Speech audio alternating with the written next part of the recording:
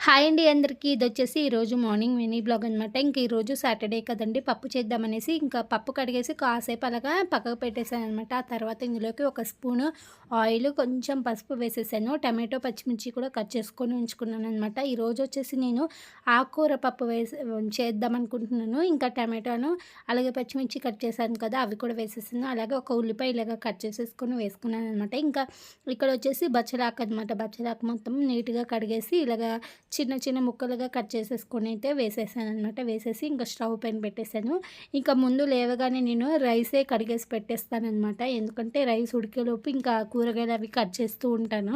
ఇంకా ఇక్కడైతే పప్పు కూడా ఉడికిపోయిందనమాట. తాలింపు వేసేసాను. తాలింపు మామూలుగా అందరూ వేసే ప్రాసెస్సే కదండీ! ఇంకా అందుకని ఏం షూట్ చేయలేదనమాట. ఇలాగ పప్పు అయితే రెడీ అయిపోయింది. ఇంకా వాళ్ళకి లంచ్ బాక్స్ అది కట్టించిన తర్వాత నేను ఇంకా ఫ్రెష్ అయ్యి పూజ కూడా కంప్లీట్ అయితే చేసేసుకున్నాననమాట.